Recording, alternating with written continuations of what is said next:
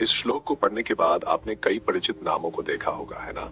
आप जानते हैं, कई साल पहले कुछ लोग इस धरती पर कदम रख चुके हैं जो आज भी हमारे बीच मौजूद है। ये लोग कहाँ हैं? ये एक रहस्य है, लेकिन वे मौजूद है, ये एक तथ्य है।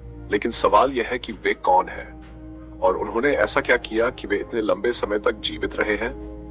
वे हमारे बीच है और हमें पता भी नहीं चला। अगर आपको अमरता की कहानियां पसंद है तो ये वीडियो आपके लिए है। इस वीडियो में हम ऐसे लोगों के बारे में बात करेंगे जिन्हें सचमुच भगवान से अमरता का वरदान मिला है और वे आज भी जीवित हैं। अगर हम महाभारत की बात करें और अश्वत्थामा का जिक्र न हो तो ऐसा नहीं हो सकता। गुरु द्रोण के पुत्र अश्वत्थामा अमर होने के साथ साथ एक अजेय योद्धा भी थे। वह 11 रुद्रों में से एक के अवतार भी थे और 7 चिरंजीवियों में से एक। तो आज हम बात करेंगे अश्वत्थामा के बारे में। गुरु द्रोण पुत्र की इच्छा रखते थे, इसलिए उन्होंने तपस्या की जिससे भगवान शिव प्रसन्न हुए और उन्हें पुत्र का आशीर्वाद दिया जो अमरता का वरदान प्राप्त था। इस पुत्र के माथे पर एक मणि भी थी और इस प्रकार अश्वत्थामा का जन्म हुआ। उनके पिता द्रोणाचार्य एक साधारण जीवन जीते थे और उनके पास धन की कमी थी। अश्वत्थामा का पालन पोषण भी कठिनाइयों के साथ हुआ। बचपन में एक दिन जब अश्वत्थामा को दूध पीने की इच्छा हुई और घर में दूध नहीं था, तो उनकी मां कृपी ने आटे को पानी में मिलाकर दूध का रूप दिया और उन्हें पिलाया। जब अश्वत्थामा को यह सच्चाई पता चली तो उन्हें बहुत दुख हुआ। उसी समय द्रोणाचार्य ने अपने पुत्र के लिए धन और सम्मान प्राप्त करने का संकल्प लिया और उन्होंने राजा द्रुपद से शस्त्र विद्या सीखी और कौरवों व पांडवों को शिक्षा देना शुरू किया। कौरव और पांडवों की शिक्षा के दौरान अश्वत्थामा और दुर्योधन अच्छे मित्र बन गए। लेकिन जब महाभारत का युद्ध शुरू हुआ तो अश्वत्थामा ने कौरवों का साथ दिया। युद्ध के अंतिम दिनों में जब द्रोणाचार्य को झूठी खबर मिली कि उनका पुत्र अश्वत्थामा मारा गया है, तो उन्होंने शस्त्र त्याग दिए और ध्यान में बैठ गए। इस समय द्रौपदी के भाई धृष्टद्युम्न ने द्रोणाचार्य का वध कर दिया।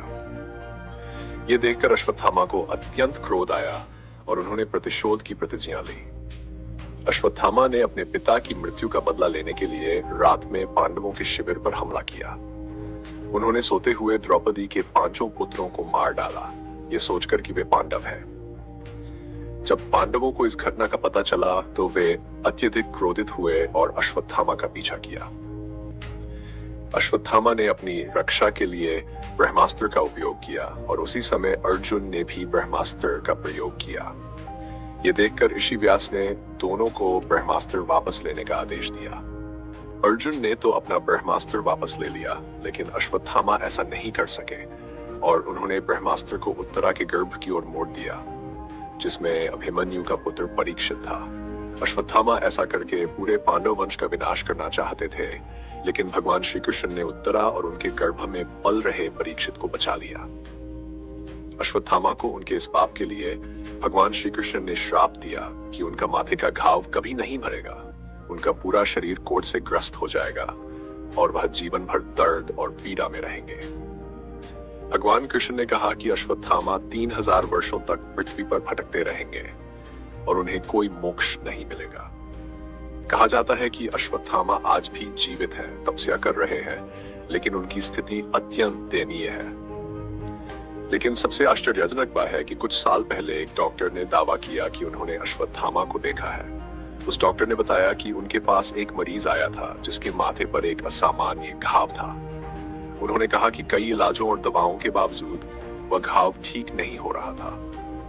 एक दिन चेकअप के दौरान डॉक्टर ने मजाक में उस व्यक्ति से पूछा, तुम्हारा घाव ठीक नहीं हो रहा है, क्या तुम अश्वत्थामा हो? और उसके बाद जो हुआ वह बेहद चौंकाने वाला था। डॉक्टर का दावा है कि जैसे ही उन्होंने ये पूछा, वह व्यक्ति अचानक गायब हो गया। न तो डॉक्टर ने और न ही किसी स्टाफ ने उसे बाहर जाते हुए देखा। अश्वत्थामा के बारे में कई सिद्धांत हैं, लेकिन आप क्या सोचते हैं? क्या यह वास्तव में हुआ था या नहीं? हमें कमेंट करके जरूर बताएं। जैसे अश्वत्थामा महाभारत के सबसे प्रसिद्ध पात्रों में से एक है और उनकी कहानी हमें यह सिखाती है कि क्रोध और प्रतिशोध का अंत हमेशा दुखद ही होता है।